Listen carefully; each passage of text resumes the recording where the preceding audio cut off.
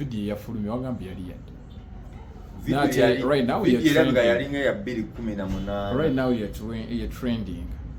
Video Bebecool writer fit for Mike. Fit for Mike yayimba ku stage sawa nga 2 kitundu. Baliwa Kololo. Okay.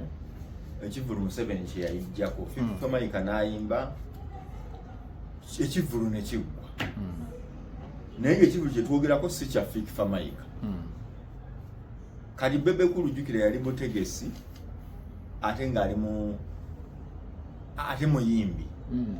Kati ebigenda maaso back stage ayamanye ebikwata ku ye Museveni ajameka abantu batudde batya mukulu yali ye yatudde dawali yali Museveni yali tanajja ka video bamukatambugasa yajja leti Fit for Mike yayimba kusanga 2:3 Museveni yajja sawa nga 6 okitegedde after ngane Bebecool tuyagambyeko ku Fit for Mike njinja kulaga yewani wa president no kati ndoza makati agenda okuga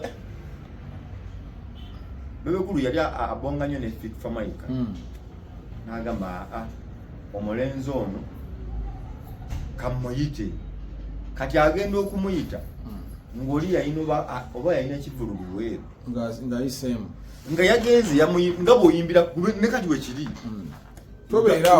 lutala ojja n'omuyimbirako naye nga bakutegesa ejjinja nomala okuyimba n'okola ki n'ogenda era Fit for Mike teyaliwo yali yagenze dda naye ng'onaamanyi ndooza waali kwe kumuyita era okiraba it was more of ad-libbing.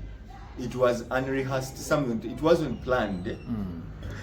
Nekijja bwe kityo tebaakirwako but of course nzoza kivayo nga bwogamba nti kano bwe nkakola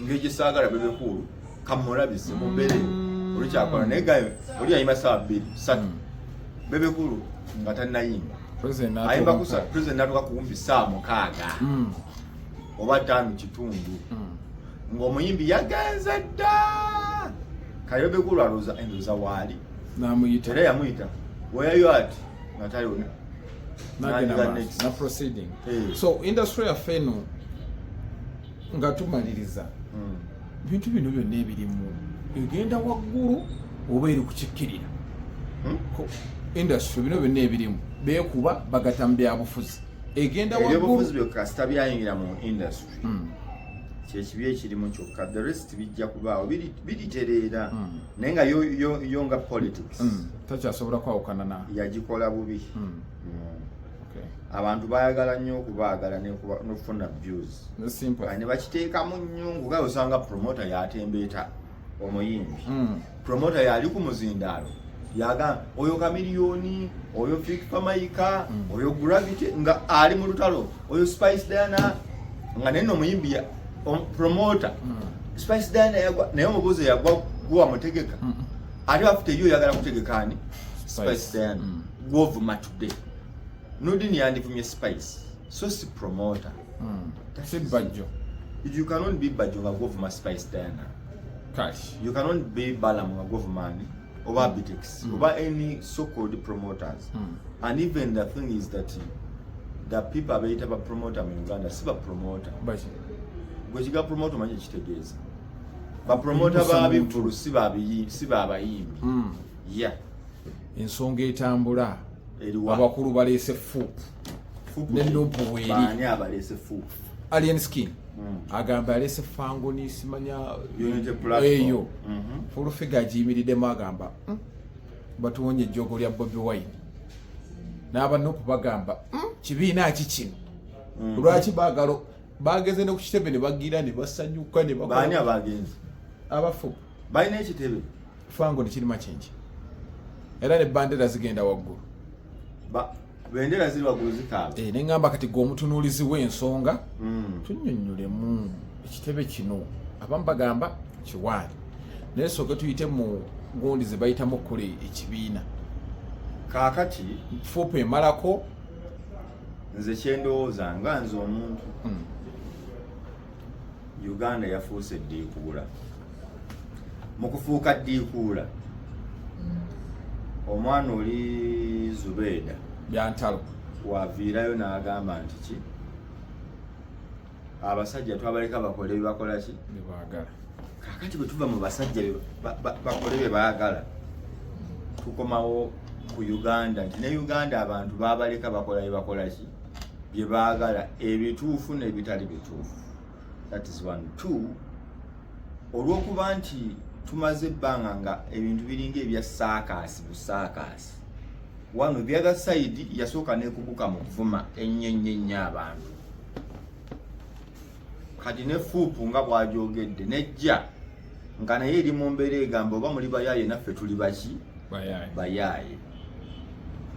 Kaakati olutalo luno lutandika butandisi lugenda ne lutandika ng'olugamba nti alien skin totumanyiira fe abanuupu tetusaaga. Naye remember abawagizi ba alien skin ekitundutundu ekimu kya nuupu. Kati mu kubeera nga ekitundutundu kya nuupu oli agamba nti mbadde njagala nnyo alieni kati muveemu, era abamu alien skin bamuvaako ne baddayo mu kibiina kyabwe. Okitegeere nga kyekimuviisaako nga balaba alinga atyoboola principle, bamulaba alinga byakola ebivole struggle y'abannaabwe gyalaba etambudde. Kaakati n'abala ne bagamba naye kati kuba kiri kye nayogerako emabega nti omuze gw'okuvuma abantu ogunoonya nga tegukola.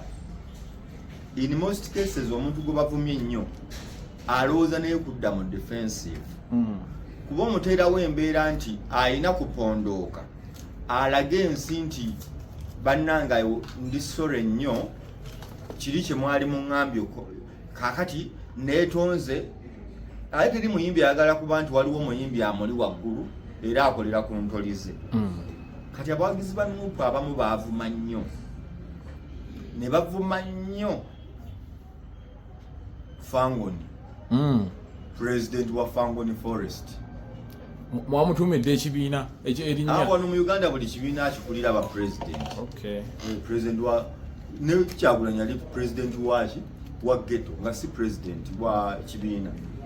Ne president ne Gagamere na president waayo ne Leon Island ne bibiina ebirala.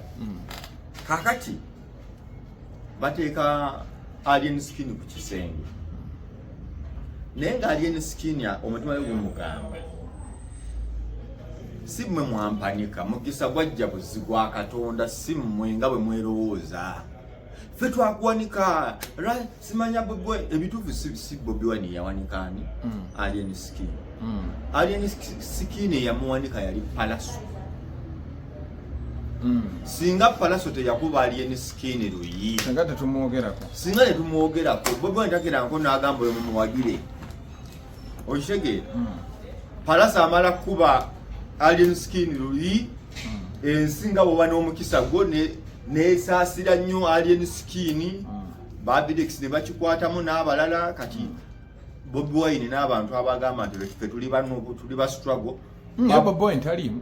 Kati bo bwe bagamba bagenda okubuukira ekintu ng'ole tekikoledde ne bakyongeramu omuliro n'amaanyi ne kikwatayo nga bwe baali bakyagala. Okitegedde? Kaakati alien skin ekyakijjukira nti ebyaddala y'okudda waggulu lwali luyirwani lwa Palaso lwatasobola kuvaayo okwogerako nti lwe lwamukuba nti lwe lwamuleetera Palaso yalwogerako mbu ye lwamuleeta yatya